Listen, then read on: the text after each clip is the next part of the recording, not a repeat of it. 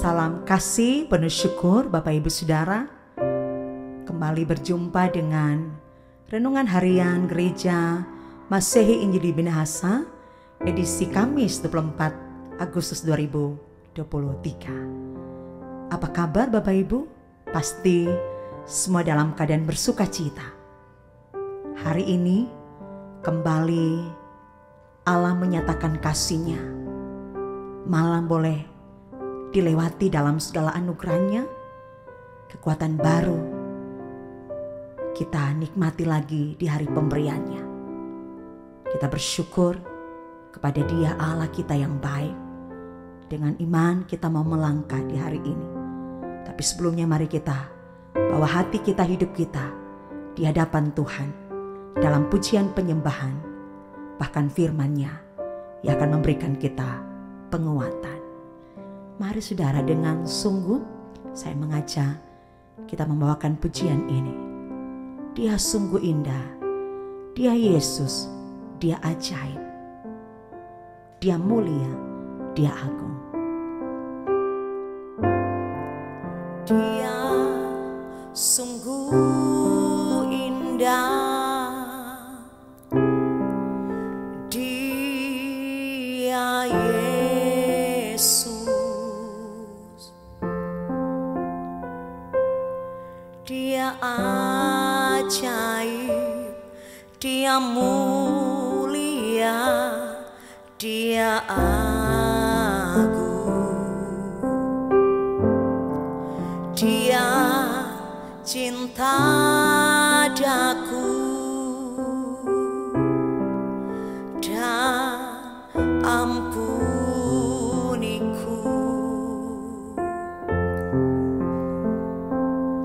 bahkan rela berikan nyawanya untuk selamatkanku.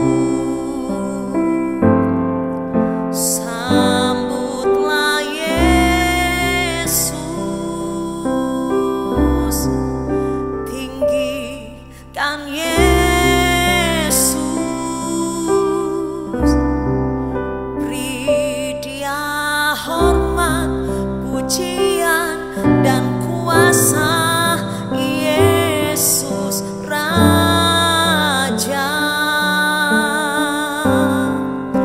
bagi yang mulia ku angkat tanganku, Kau ku puja, ku cinta, ku sembah. Haleluya.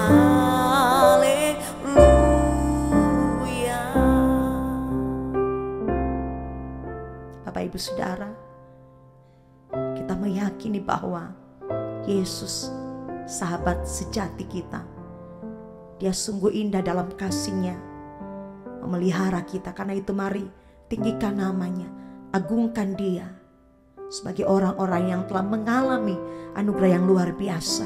Dan hari ini dengan iman kita mau melangkah untuk mengerjakan apa saja dan berharap kasih Bapa menaungi kita sehingga kita tabah dan kuat menghadapi segala sesuatu di dalam kasih dan rahmat-Nya.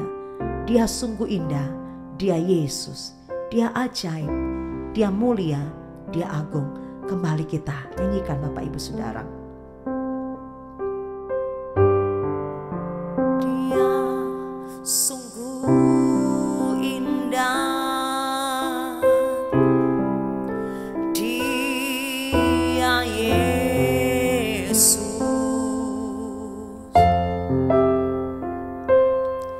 Dia ajaib, Dia mulia, Dia agung. Dia cinta daku dan ampuniku,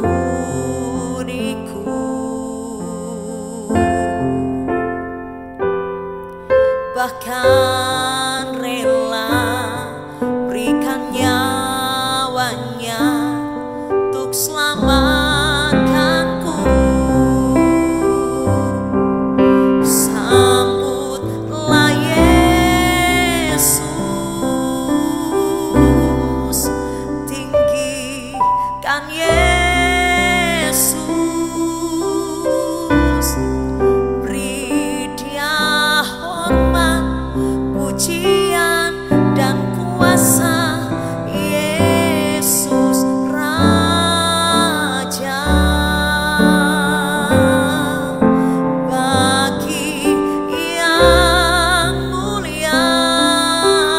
ku angkat tanganku,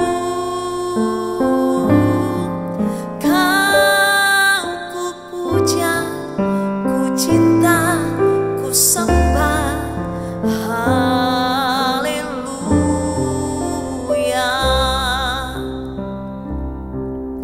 Kau ku puja, ku cinta, ku sembah. Haleluya.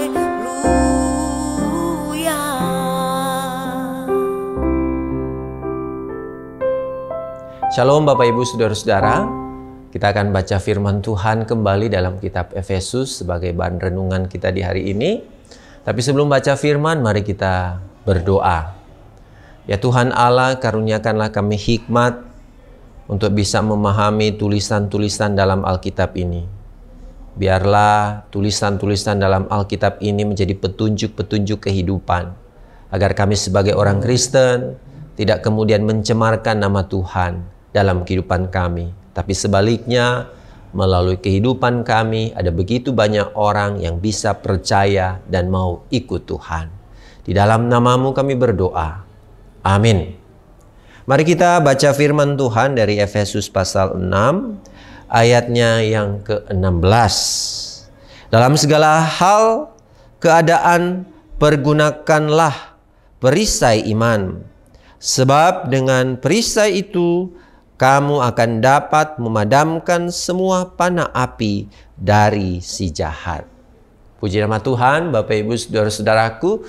Kalau kemarin kita merenungkan kasut kerelaan untuk memberitakan Injil, sekarang kita bicara perisai iman. Nah, saudara-saudaraku, di renungan sebelumnya kita bicara ada sikap yang kemudian kita ambil, yaitu memberi diri untuk memberitakan Injil.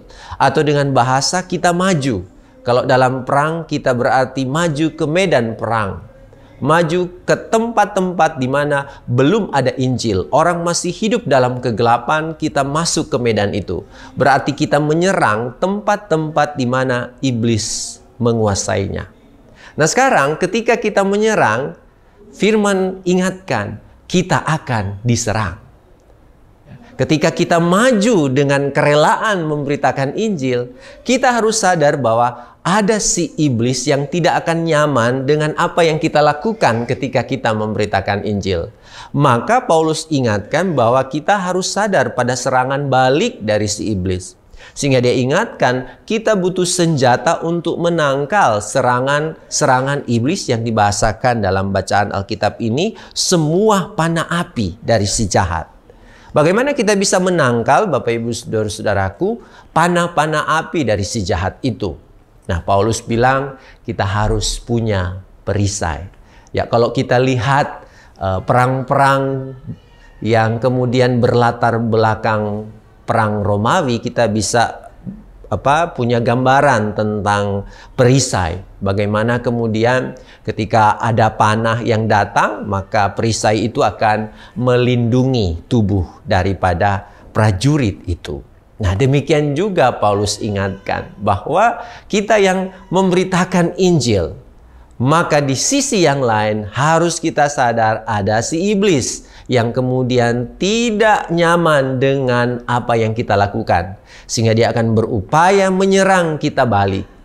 Kita bisa mengalahkan itu dengan perisai iman.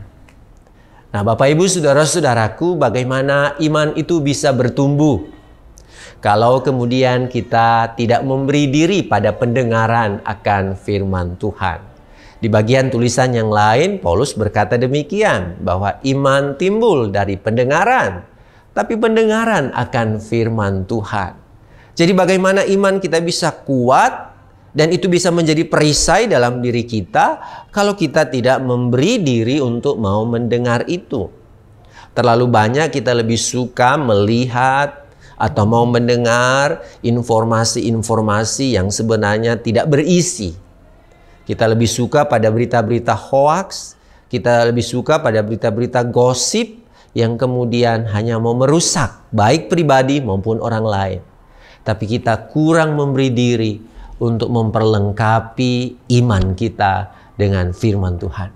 Sehingga di hari ini kita diingatkan bahwa iblis bisa menyerang kita kapan saja. Tapi kalau kita punya perisai iman, maka kita mampu menangkalnya. Siapkan imanmu dengan teguh berpegang pada firman Tuhan. Tuhan memberkati. Amin. Mari berdoa. Terima kasih untuk firman-Mu ya Tuhan. Engkau ingatkan kami pada panah-panah si jahat dari iblis. Tolonglah kami agar kami mampu menangkalnya, melindungi diri kami dengan perisai iman. Sehingga tumbuhkan iman yang kokoh dan teguh dalam diri kami. Ketika kami bertekun dalam firman, maka di situ ada kekuatan iman.